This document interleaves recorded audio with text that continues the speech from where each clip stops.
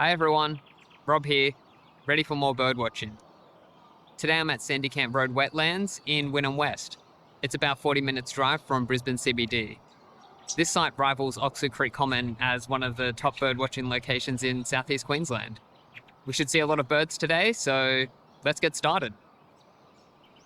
Let's begin. We're on Sandy Camp Road. The car park here can get really busy when there's a sports game across the road. But if you're early, you shouldn't have a problem. Let's head into the reserve and get started. I can hear plenty of different bird species. And I see the first one. We have two species of butcherbird in southeast Queensland. This one is the grey butcherbird. The name coming from the colour of its back. They're also slightly smaller than the pied butcherbird that we also get around here. In the bushes below, we have the amazingly colourful variegated fairywren. This is the male in breeding plumage. The fairywren species have a similar song, but they're all slightly different.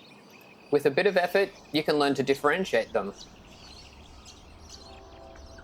We're going to be doing a circuit this morning. We'll be following this path to the left, then looping around, and we'll end up back here. These power lines are always a boon for birds at this site. Let's have a look up there. Here's our first dove, the bar-shouldered. These usually forage in scrubby areas and covered paths. They don't normally perch out in the open like this. Oh well, works for us. This is a surprise. It's a black-shouldered kite. This species is found throughout most of Australia. The leading edge of their flight feathers have soft barbules that help reduce sound when they swoop down. This way, when they swoop down for rodents and fast-moving prey, they can catch them unaware. Sandy Camp Rd Wetlands is a small area. Exploring this place takes about 2 hours at a birdwatching pace. You can expect to find about 50 bird species on a good day. This bird might look a bit drab, but they have a beautiful song. One of my favourites, actually. It's the grey shrike thrush. And it's jumping away from us.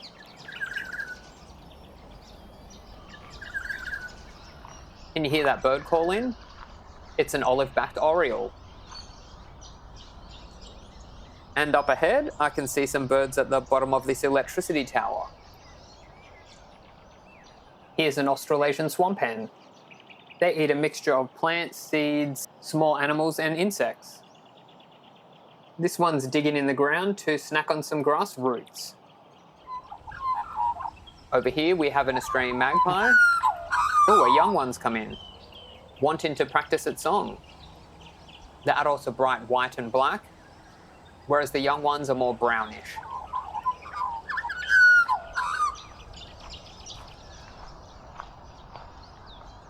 Out of all the bird-watching places around Brisbane, Sandy Camp gets the most rarities of them all.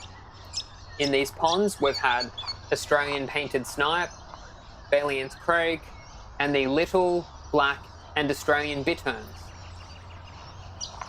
And we've got some birds out on the water. Let's check them out. This is the sacred kingfisher. The portion of the name sacred was first published back in the late 1700s. Some Pacific Island cultures held great respect for this bird, as it would often be found near their sacred meeting grounds. This duck is easy to identify by the stripe running down the back of its neck. It's the wandering whistling duck. Whistling ducks get their names from the calls they make. This is a male Australasian darter. You might have noticed that this bird's feathers look a bit ragged on the ends. They shed all their flight feathers after the breeding season. They can't fly during this time. Once those feathers grow back, they'll shed their tail feathers. After that, all their feathers have been replaced, ready for the next season. We've got 3 Australasian grebes here. Australasian grebes are poor flyers due to their short wings. However, they can fly great distances, but they'll only do this at night.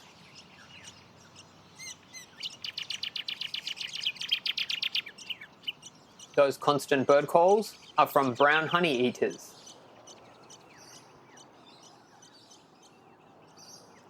Ah, there's some birds in this tree. It's some white-breasted wood swallows. They're really social birds. You'll see them hanging out and flying together in tight groups. Sometimes they even work together to take care of a nest, with up to 5 birds looking after one nest. On the other side of the lagoon is an Australian white ibis roost. A roost is a place where birds go at night or just to chill out. This offers protection in numbers and social opportunities. An orange chest and face with a shiny blue back. It's the welcome swallow. Speaking of roosts, where do the swallows that are flying all day go at night? Well, groups of welcome swallows converge in the evening in various places, like reed beds. This way, the swallows can get a decent night's sleep with less worry about being eaten. This common species is often confused with the earlier swamp hen and Eurasian coots. Unlike the others, dusky moorhens have a red bill with a yellow tip. Let's check out the pond on this side. Here's an adult comb-crested jacana. These are common in fresh waterways along Australia's mid-east and northern coasts. The whole family's here. The 3 without the red comb are young birds. When they're really young, the chicks will climb up the mother's legs and then hide under her plumage. It can look a bit strange. On the right, we have a Pacific black duck, which is more brown, but anyway. We saw this other blackbird earlier. Do you remember which species it is? There's a platform down the end of this track, and there's often birds hiding along the sides here, like the superb fairywrens I can hear calling. Here's the female. She has an orange ring around the eye. And this is the male in breeding plumage, and both of them together. And they're off.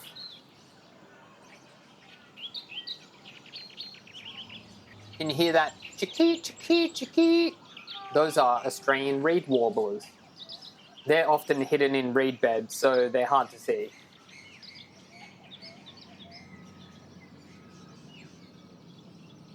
Here we have another duck, the hardhead. It's also known as the white-eyed duck, but that can be a bit misleading because only the male has a white eye. The females and young birds have brown eyes. Similar shape to the moorhen, but with white on the head. It's the Eurasian coot.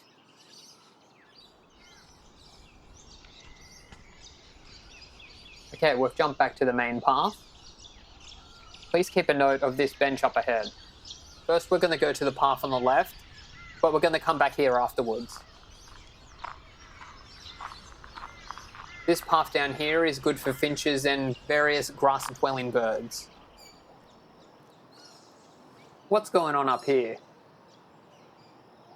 The noisy miners might be considered a type of honeyeater, but they also have a varied diet. As you might be able to see here, these are trying to catch these small flying insects. It looks like with little success. Well, we just had the noisy miner. Over here, we have a noisy firebird. This one looks like it's having trouble balancing. It's a bit windy today.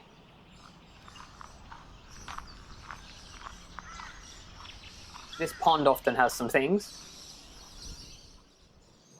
Here we go. It's the royal spoonbill, sifting through mud to find insects and crustaceans.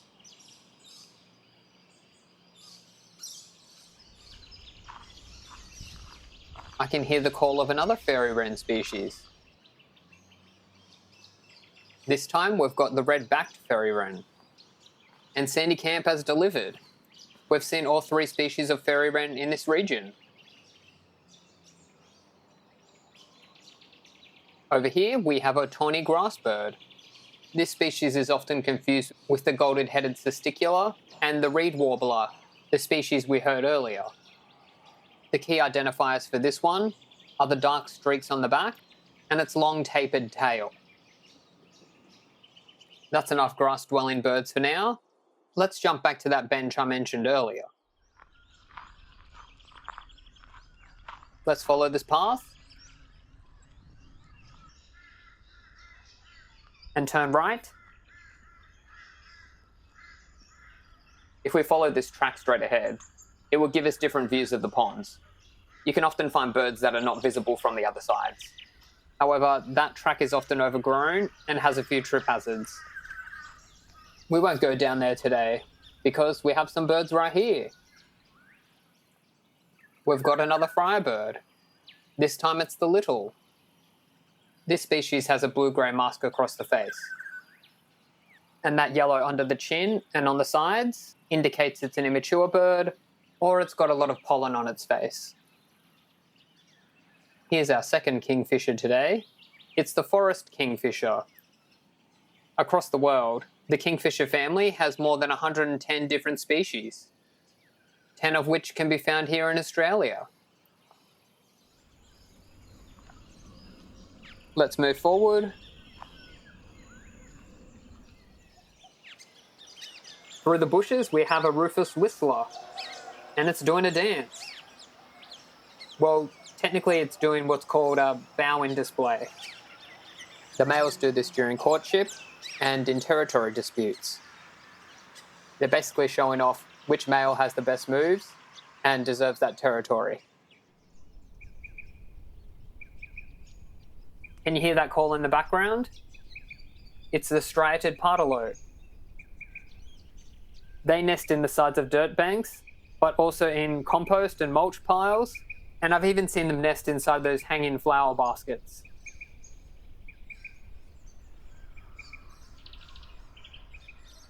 It's surprising how many birds are in this place, considering it's surrounded by residential and industrial estates. On the other side of this fence, you can often find introduced species like spotted dove and common myna.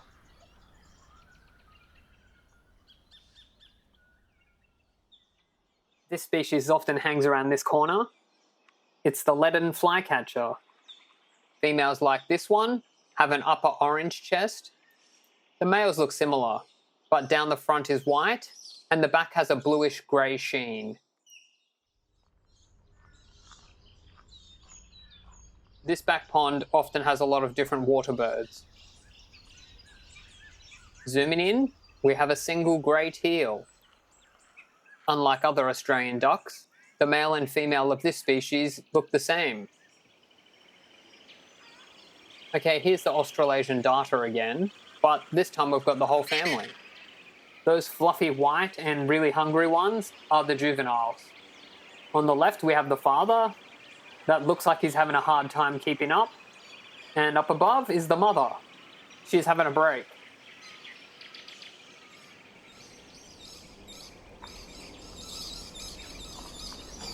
Can you hear those lorikeet calls? These are a bit lower pitched than the rainbows. It's the call of the scaly-breasted lorikeet.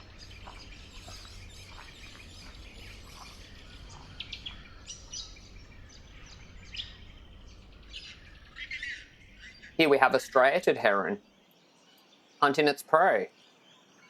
They can be found across many parts of the world. However, the plumage does vary, which makes them hard to identify when you see this species in other regions. At a distance, these look like swallows. The one on the lower right actually is a welcome swallow.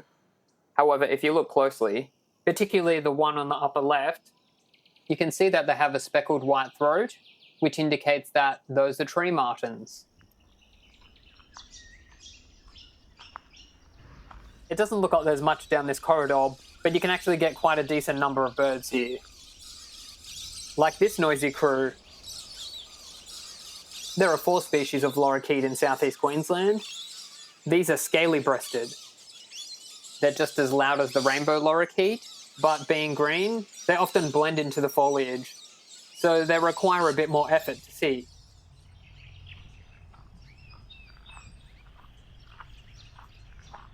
Whip, whip, whip. Those are the calls of the blue-faced honeyeater.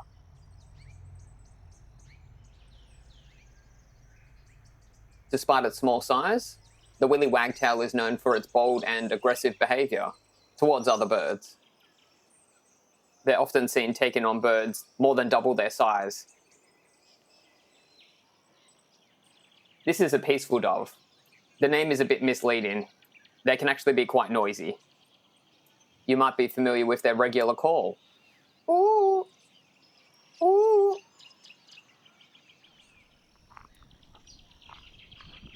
I can hear some birds in the grass over here. This is the bird we've been hearing through most of the walk. It's the brown honeyeater. The key ID feature for this one is it's all brown. And it also has a little triangle just behind the eye. Try not to confuse them with the Lewin's honeyeater. That has a large yellow cheek patch. Before moving on to the next bird, this here is mistletoe. Mistletoe isn't just a holiday decoration. They're actually parasitic plants that attach to the branches of trees to feed off their nutrients. Australia has almost 100 different species of mistletoe. Next time you're in the bush, look for trees with patches of different coloured foliage. These patches are usually mistletoe. Given mistletoe plants don't grow in the ground, they need a way to transport their seeds. Introducing the mistletoe bird. These birds like to snack on the berries of mistletoe, and the berries contain a sticky substance.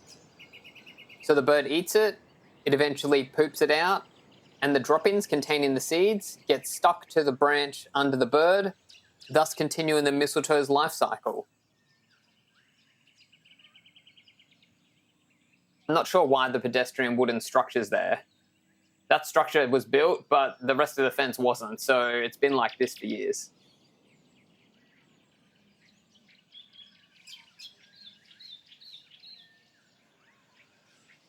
If you look closely at this grey fantail, you'll be able to see that it has a pair of whiskers.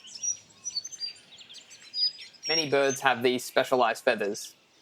These are very sensitive and are used to snatch fast-moving insects. And similar to cats, they also use these for spatial awareness. Next up, we have the fast-moving silvereye. Silvereyes feed on insects and large amounts of fruit and nectar, so commercial fruit orchard owners usually consider them pests. Beyond the trees, that looks like grass, but it's actually water covered by weeds. Here's a group of little black cormorants doing their standard cormorant drying pose. This species is widespread across Australia and can be found in most places with a decent amount of water and fish. Notice these plants with a big grassy ball on top? This is called papyrus. In ancient Egypt, people used to process the stems of this plant and then flatten the contents to make the first form of paper. People were using this as a writing material as early as 3000 BCE.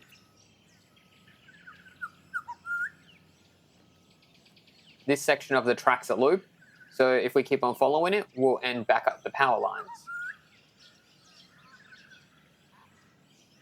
Over here we have a spangled drongo. They have several calls and are great mimics.